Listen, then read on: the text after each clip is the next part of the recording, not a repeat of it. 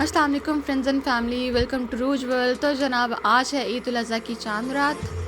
हमारा कुर्बानी का जानवर एक दिन पहले ही आ चुका था और इसको खाना वगैरह डालने के बाद हमने सोचा कि चांद रात पे जो सबसे इम्पॉर्टेंट काम है पहले वो कर लिया जाए, और मेहंदी के बगैर तो कभी ईद पूरी होती ही नहीं। तो जनाब, सबसे पहले मैंने मेहंदी लगवाना शुरू कर दी, क्योंकि एक बार आप मेहंदी को स्किप करके बाकी कामों में उलझ जाओ तो वो फिर रह ही जाती है। और मुझे तो मेहंदी का काफ़ी ज़्यादा शौक़ है, इसलिए मैंने सोचा कि सबसे पहले मेहंदी लगवा ली जाए। और लड़कियों की ईद तो मेहंदी और चूड़ियों के बगैर कभी पूरी होती ही नहीं। खैर, मेरे एक हाथ की मेहंदी का प्रोसेस ऑलमोस्ट कंप्लीट हो चुका है। मेहंदी लगवाते हुए मुझे नींद तो काफ़ी आ रही थी, लेकिन मेरा पूरा ध्यान मेहंदी पे था। क्योंकि मैं खुद भी मेहंदी लगा लेती हूँ, लेकिन थकावट की वजह से मैंने सोचा कि अपनी फ्रेंड से लगवा ली जाए। और मुझे हर किसी की मेहंदी पसंद भी नहीं आती, तो इसलिए मेरा पूरा फोकस मेहंदी पे था कि कहीं से भी कुछ थोड़ी सी भी ख़राब ना हो जाए। फिर खैर, मेरे एक हाथ की मेहंदी कंप्लीट हो चुकी थी और अब बारी थी मेरे दूसरे हाथ की। दूसरे हाथ की मेहंदी मैं शुरू से कवर नहीं कर सकी, तो मैंने सोचा जो बाकी फिंगर्स की फीलिंग रह गई है वो मैं आपको साथ साथ दिखा दूँ। दूसरे हाथ की मेहंदी की फ़ाइनल लुक भी मैं आपको आगे चल के दिखाऊंगी।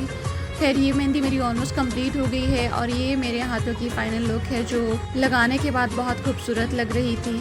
मुझे हमेशा से इसी तरह की भरी भरी सी और बारीक सी मेहंदी पसंद आती है। खैर, I was completely satisfied with my mehndi.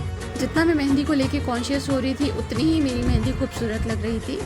तो जनाब, ये है मेरे दोनों हाथों की फ़ाइनल लुक, जो मैं पूरी रात लगी रहने दूंगी और फिर सुबह चेक करेंगे कि इसका रिज़ल्ट कैसा आया।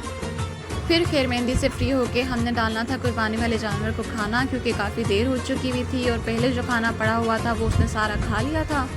और कुर्बानी वाले जानवर की जितनी भी देखभाल की जाए वो कम है, और उसका सवाब भी बहुत ज़्यादा मिलता है। हमारे घर में जब कुर्बानी वाला जानवर आ जाता है तो बच्चे से लेके बड़े तक सभी उसकी देखभाल में लग जाते हैं। खाना बिल्कुल रेडी हो गया है। खाना हमने जैसे ही वेड़े के सामने ला के रखा तो उसने स्पीड से खाना शुरू कर दिया, जिससे लग रहा था कि उसको काफ़ी ज़्यादा भूख लग रही है। खैर, वेड़े को खाना देने से जब मैं फ्री हुई तो मुझे पता चला कि मेरी आपी ने मेहंदी धो दी है, जो अभी हमने 15 से 20 मिनट पहले लगवाई थी, जो देख के मेरा मूड काफ़ी ज़्यादा अपसेट हो चुका हुआ था। खैर, अब कुछ भी नहीं कर सकते थे, तो मैंने उसी मेहंदी के डिज़ाइन को रीड्रॉ करना शुरू कर दिया था।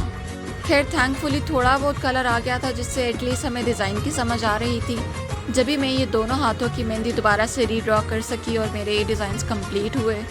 यहाँ से फ्री होने के बाद हमने सोचा कि एक चक्कर और वेड़े के पास लगा लिया जाए, क्योंकि हम अपने कुर्बानी के जानवर को थोड़ी थोड़ी देर बाद खाना और पानी दे रहे थे और गर्मी भी काफ़ी ज़्यादा थी, ऑलमोस्ट 45 डिग्रीज था, जिसकी वजह से हमें बार बार चेक करना पड़ा था कि वेड़े के लिए पानी पड़ा हुआ है या नहीं, क्योंकि जानवरों की टांग लगने से खाना और पानी गिर जाता होता है। फिर खैर, यहाँ से फ्री होने के बाद हमने सोचा कि सुबह के लिए कुछ मीठा बना लिया जाए, और हम बना रहे थे खीर। खीर में कंप्लीट नहीं कर सकी क्योंकि हमें जाना था दोबारा वेड़े को खाना डालने के लिए, क्योंकि पहले की तरह हमारे वेड़े ने पिछला सारा खाना खा लिया हुआ था और उसे फिर से भूख लग गई थी। तो जनाब, फजर की नमाज़ का टाइम हो चुका हुआ था। खाना डालने के बाद हम सारे चले गए नमाज़ पढ़ने, और ये जनाब बिज़ी हो गए थे अपने खाने में। So this is it from my side. आप सबको मेरी तरफ से ईद उल अज़हा की चांद रात बहुत मुबारक हो। अल्लाह हाफ़िज़।